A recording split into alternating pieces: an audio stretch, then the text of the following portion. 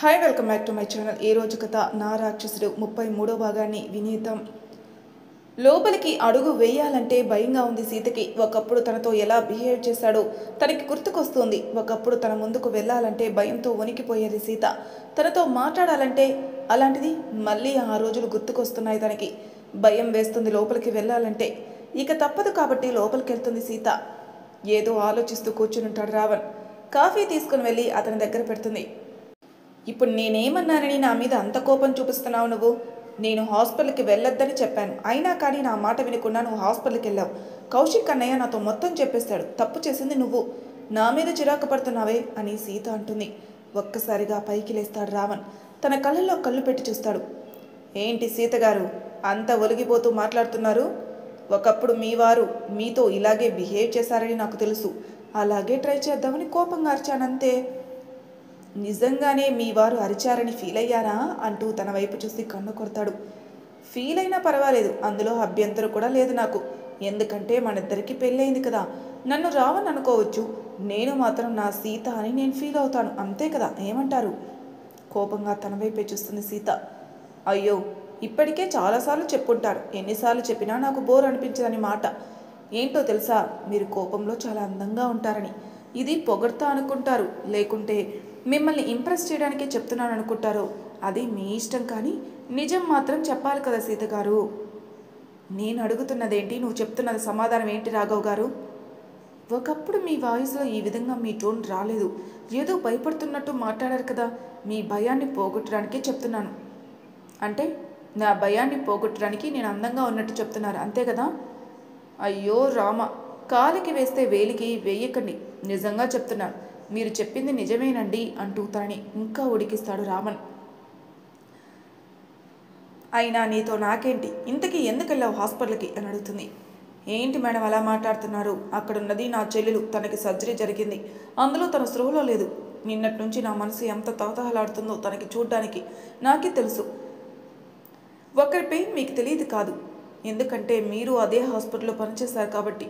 ఎంతోమంది పేషెంట్లు చూసే ఉంటారు, వాళ్ళ ఫ్యామిలీ మెంబర్స్ని కూడా చూస్తూ ఉంటారు. అలాంటిది సొంత చెల్లెలికి సర్జరీ జరుగుతుంటే పక్క నుండి చూసుకోవాల్సిన నేను ఇలా ఇక్కడున్నాను. కనీసం ఒక్కసారి వెళ్ళి చూడడంలో తప్పు లేదు కదా మేడం అని చాలా నెమ్మదిగా మాట్లాడతాడు. తను మాట్లాడిన విధానం కూడా తనకి బాధగా కలిగిస్తుంది.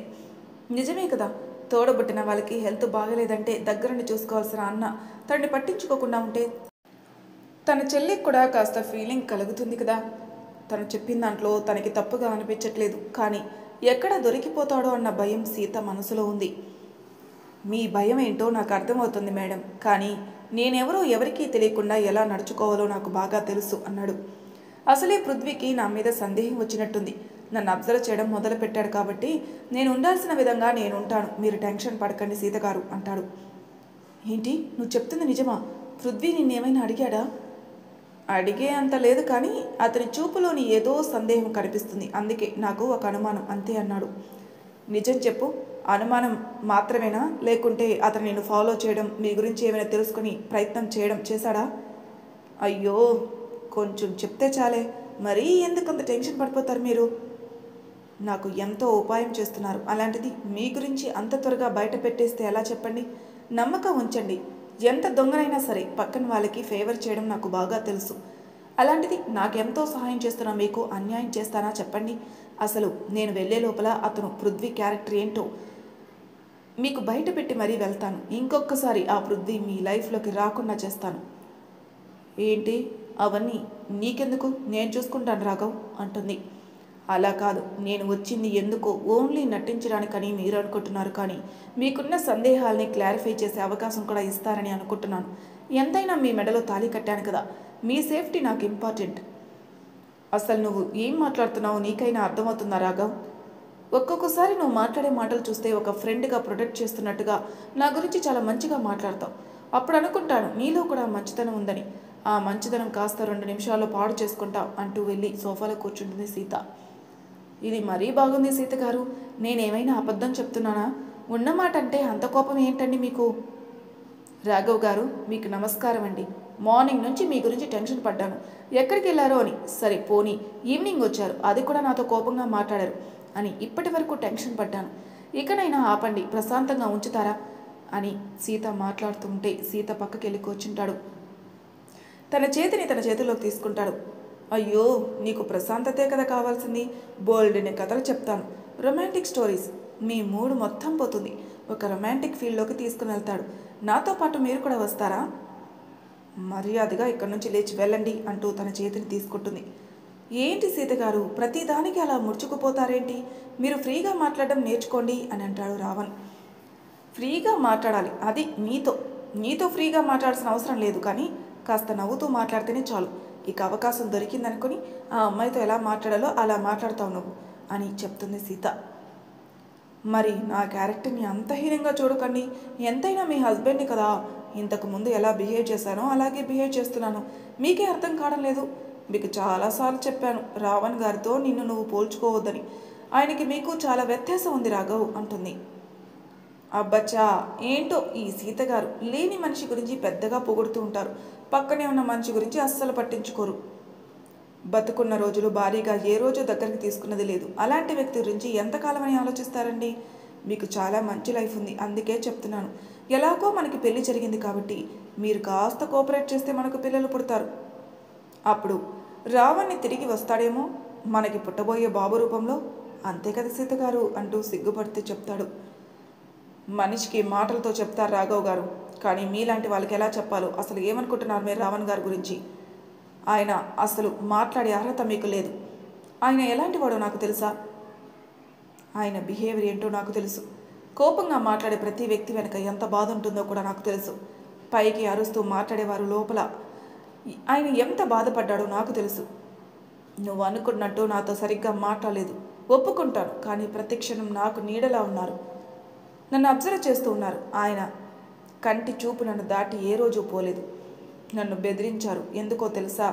ఆయన లేకుంటే నేను ఎంత స్ట్రాంగ్గా ఉండాలో మాటలతో కాకుండా నాలో ఉన్న ఇంకొక సీతని బయటికి తీసుకుని వచ్చారు. పిరికితనంతో బాధపడే సీత ధైర్యంగా ప్రాబ్లమ్స్ ఎదుర్కొనే సీత దాకా మార్చారు. అంటే దానికి కారణం రావణ్ గారు.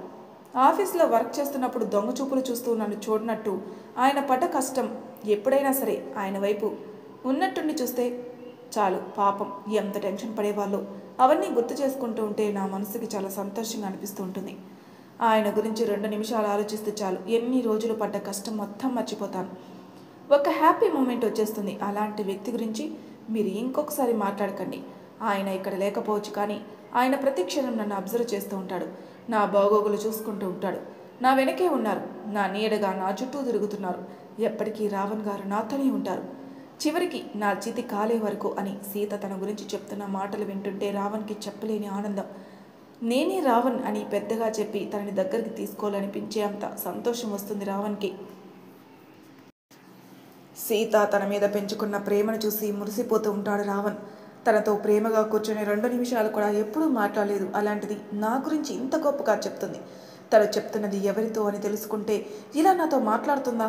లేదు. అప్పుడు తన మనసులో మాట బయటికి కూడా రాదు, ఎప్పటికీ రాదు. ఎప్పుడు తన మీద కోపం చూపించాను, ఎప్పుడు అరుస్తూనే ఉన్నాను.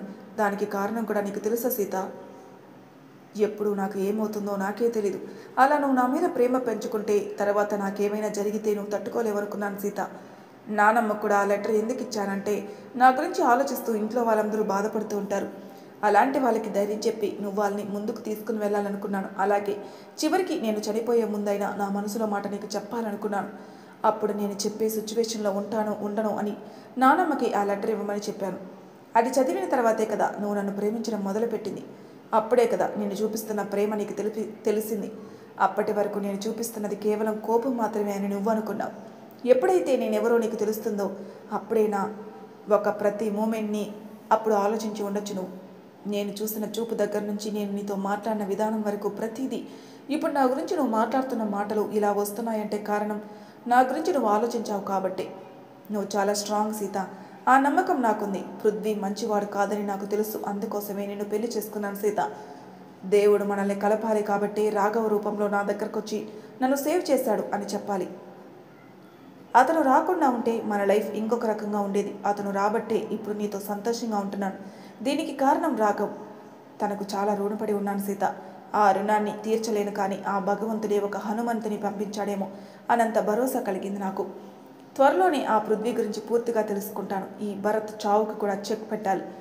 ఒక అమ్మాయి జీవితం వాడి చేతిలో ఉంది. వాడిని తను పెళ్లి చేసుకుంటే ఆస్తి కోసం మాత్రమే తనని వాడుకుంటాడు. తర్వాత ఆ అమ్మాయిని వదిలేసిన వాడికి ఎలాంటి ఉపయోగం ఉండదు. కానీ నాశనం అయ్యేది ఆ అమ్మాయి జీవితం. వాడు ఇంకొకరిని పెళ్లి చేసుకుంటాడు. వాళ్ళది లైఫ్ కూడా ఒక బిజినెస్ లాంటిది.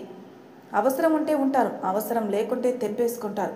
నేను అనుకున్నది చెయ్యాలి అనుకుంటూ ఆలోచిస్తూ ఉంటాడు రావణ్. ఏంటి మళ్ళీ ఆలోచనలో పడ్డావా? నీకేం ఆలోచనలు ఉంటాయి చెప్పు? మీ చెల్లి గురించే కదా. తనకేం కాదు, తనకేమైనా జరుగుతుంటే నా ప్రాణాన్నైనా అడ్డు వేస్తాను. ఆ అమ్మాయికి ఆపద కలగనివ్వను. ఆ మాత్రం నమ్మకం ఉంచు నా మీద అంటుంది.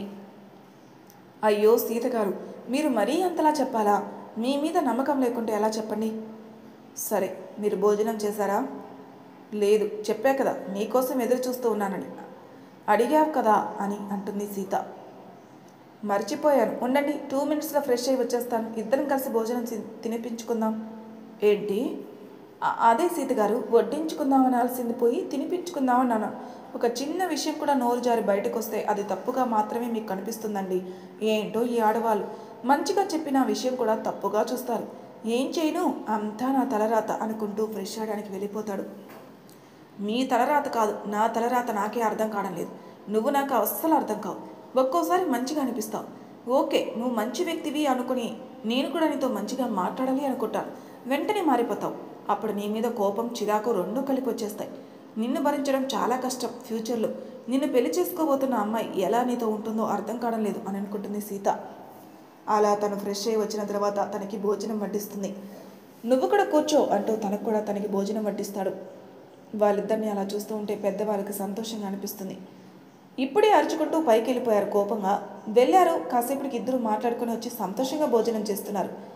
అంతే కదా, భార్యాభర్తలు ఎన్ని గొడవ పడినా సరే మధ్యలోకి పక్క వాళ్ళు వెళ్ళకూడదు. అలా వెళ్తే వెళ్ళిన వాళ్ళు చెడుగా మారుతారు. భార్యాభర్తలు మాత్రమే కొట్టుకుంటారు, తిట్టుకుంటారు, కానీ ఇట్టే కలిసిపోతారు. నిజమే కదండి. లైఫ్ ఎప్పుడు హ్యాపీగా ఉండాలనుకుంటారు. అలా ఉంటే కూడా బోరుగా అనిపిస్తుంది. టామ్ అండ్ జెర్రీలా ఉంటే ఎప్పుడు కొట్టుకుంటూ తిట్టుకుంటూ ఒకరినొకరు బుజ్జగిస్తూ అప్పుడు కదా లైఫ్ బాగుంటుంది. మీ అభిప్రాయం ఏంటో కూడా చెప్పండి. అలా భోజనం చేసిన తర్వాత మళ్ళీ పడుకుంటాడు. తన ఆలోచనలు మొత్తం తను చేయబోతున్న పని మీదే ఉంటాయి. ఎప్పుడూ మాట్లాడుతూ ఉంటాడు. ఈరోజు మాత్రం రావణ్ అస్సలు మాట్లాడడం లేదు. సీత కూడా పెద్దగా పట్టించుకోవట్లేదు. ఎందుకంటే చెల్లిని చూసొచ్చారు కాబట్టి తన మనసు అలా ఉందేమో అని పెద్దగా పట్టించుకోలేదు. తర్వాత రోజు కూడా ఫ్రెష్ అయ్యి సీతకి తెలియకుండానే ముందుగా వెళ్ళిపోతాడు. అసలు ఎక్కడికి వెళ్తున్నాడు తను? ఒక్క మాట కూడా చెప్పట్లేదు అనుకుంటూ సీత కూడా ఆఫీస్కి వెళ్ళిపోతుంది. ముందుగా హాస్పిటల్కి ఒక అమ్మాయిని పంపిస్తాడు రావణ్. చాలా అందంగా ఉంటుంది తను. అందులో సీవ్లెస్ బ్లౌజ్, దానికి తోడు పల్చటి సిల్క్ శారీ కట్టుకుని తన అందాల్ని ప్రదర్శిస్తూ వయ్యారంగా నడుచుకుంటూ హాస్పిటల్కి వెళ్తుంది. అప్సరసలా ఉంది అమ్మాయి. తనని చూస్తూ ఉంటే కళ్ళు చెదిరిపోతున్నాయి. తన స్ట్రక్చర్ చూస్తూ ఉంటే బాపు బొమ్మ గుర్తుకొస్తుంది. అంత వయ్యారంగా నడుస్తుంది తను. Prithvi Kumar cardiologist, general physician అని ఉంది అక్కడ. ఓపీ తీసుకుంటుంది. తన జూనియర్ డాక్టర్ తన హెల్త్ చెకప్ గురించి అన్ని టెస్టులు రాస్తాడు. అలా అన్ని టెస్ట్ చేయించుకున్న తర్వాత చివరికి ఒక 2 అవర్స్ వెయిట్ చేసిన తర్వాత డాక్టర్ని కలవడానికి లోపలికి వెళ్తుంది స్పందన. Please SIT down, me reports ఇస్తారా అంటూ తన వైపు చూడకుండా తన రిపోర్ట్స్ అన్ని చెక్ చేస్తూ ఉంటాడు పృథ్వీ. మీ హెల్త్ పరంగా you are absolutely all right. మరి మీరెందుకు వచ్చారు? ఏమో డాక్టర్ గారు, మీరు రిపోర్ట్స్ తప్పు చెప్తున్నారేమో తెలియడం లేదు. గుండెల్లో ఈ మధ్య చాలా నొప్పిగా అనిపిస్తుంది అని చెప్తుంది స్పందన. మేబీ దానికి కారణం గ్యాస్ట్రిక్ ప్రాబ్లం అయి ఉంటుంది. అంతే తప్పనించి మీకు ఎలాంటి ప్రాబ్లం లేదు. అదేంటండి అలా మాట్లాడుతున్నారు? పేషెంట్ని చూడకుండా అంటూ ఒక అందమైన తీయటి స్వరం వినిపిస్తుంది. అప్పుడు ఆ అమ్మాయి వంక చూస్తాడు. ఒక్కసారిగా ఆశ్చర్యానికి గురవుతాడు తను. అంత అందం సీతను కూడా పక్కన నెట్టేస్తుందేమో అనిపిస్తుంది. తన వైపు నోరెళ్ళ పెట్టి అలాగే చూస్తూ ఉంటాడు. హలో డాక్టర్ గారు అంటూ తన ముఖం మీద చిటిక వేస్తుంది తను. చూశారు కదా, ఇక్కడ చాలా నొప్పిగా అనిపిస్తుందండి. మరి మీ రిపోర్ట్స్లో మీరు ఏమీ రాలేదంటున్నారు. మరి నా ప్రాబ్లం ఎలా తీరుతుంది? ఏమైనా సజెషన్స్ ఇస్తారా అంటూ తన ఎదభాగాన్ని చూపిస్తుంది. అందులోనూ అది సిల్క్ శారీ కాబట్టి తన అందాలు తనకి స్పష్టంగా కనిపిస్తూ ఉంటాయి. ఇలా వచ్చి కూర్చోండి అంటూ తన పక్కనున్న చైర్లో తనని కూర్చోమని చెప్తాడు. అలా స్టెథోస్కోప్ తీసి తనని చెక్ చేయడం మొదలు పెడతాడు. అమ్మాయి కళ్ళలో అయస్కాంతంలా తనని ఆకర్షిస్తూ ఉంది. ఏంటి డాక్టర్ గారు, ఏమీ చెప్పకుండా అలా నా వైపే చూస్తున్నారు? అలాంటిదేమీ లేదు. మీకు నా ఫోన్ నెంబర్ ఇస్తాను. మీరు నాకు ఎప్పుడైనా కాల్ చేయొచ్చు. ఒకవేళ మళ్ళీ ఇలా పెయిన్ వస్తే మీ ఇంటి అడ్రస్ చెప్తే నేనే మీ ఇంటికి వచ్చి చెక్ చేస్తాను. నాకు ఎలాంటి అభ్యంతరం లేదు. మీకు ఏమైనా ఉందా? ఉంటే చెప్పొచ్చు. అప్పుడు మీరు డైరెక్ట్గా హాస్పిటల్కే రావచ్చు. అయ్యో, నాకు అలాంటివి ఏమీ లేదండి. నేను రూమ్లో ఉండి జాబ్ చేసుకుంటూ ఉంటాను. ఇంకా పెళ్ళి కాలేదు కాబట్టి ముందుగానే హెల్త్ గురించి తెలుసుకోవడం కోసం ఇక్కడికి వచ్చాను. అమ్మ వాళ్ళు పెళ్లి సంబంధాలు చూస్తున్నారు. రేపు ఒకవేళ నాకు హార్ట్ ప్రాబ్లం ఉందని పెళ్లి చేసుకోబోతున్న అబ్బాయికి తెలిస్తే ఎలా అండి? అందుకోసమే ముందు జాగ్రత్త. ఇప్పటికీ ఈ మెడిసిన్ వాడండి. ఏమైనా ఇబ్బందిగా అనిపిస్తే నాకు ఫోన్ చేయండి చాలు. వెంటనే వచ్చేస్తాను అంటూ సొల్లు కార్చుకుంటూ ఆ అమ్మాయి వైపే చూస్తూ చెప్తాడు. బాయ్ డాక్టర్ గారు, చాలా బాగా మాట్లాడుతున్నారు మీరు. డాక్టర్స్ అంటే మీలా ఉండాలనిపిస్తుంది అంటూ చిలిపిగా తన బుగ్గగిల్లి వెళ్ళిపోతుంది తను. తనెవరో కాదు, రాఘవ్ లవ్ చేస్తున్న అమ్మాయి. హెల్ప్ కోసం రావణ్ అడిగిన వెంటనే పాపం తన డ్రెస్సింగ్ మొత్తం మార్చుకుని మరి వచ్చింది. చాలా థ్యాంక్స్ అమ్మా అని అంటాడు రావణ్. అయ్యో, మీరు థ్యాంక్స్ చెప్పకండి సార్.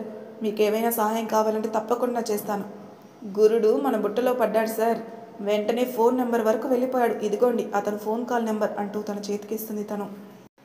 అలా తనని తీసుకుని వెళ్ళి ఇంటి దగ్గర డ్రాప్ చేస్తాడు. మళ్ళీ ఏమైనా హెల్ప్ అయితే ఒక ఫోన్ చేయండి అని చెప్పి వెళ్ళిపోతుంది స్పందన. ఇక ఫోన్ నెంబర్ కూడా దొరికింది. తన ఆట మొదలు పెట్టబోతున్నాడు మన రావణ్. మరి తర్వాయి భాగంలో ఏం జరగబోతున్న స్టెప్స్ తెలుసుకుందాం. అంతవరకు నా ఛానల్ సబ్స్క్రైబ్ చేయని వాళ్ళు ప్లీజ్ సబ్స్క్రైబ్ చేసుకోండి. లైక్ చేసి షేర్ చేయండి. మీ అభిప్రాయాలు నాకు కామెంట్ రూపంలో తెలియజేయండి. Thank you for listening.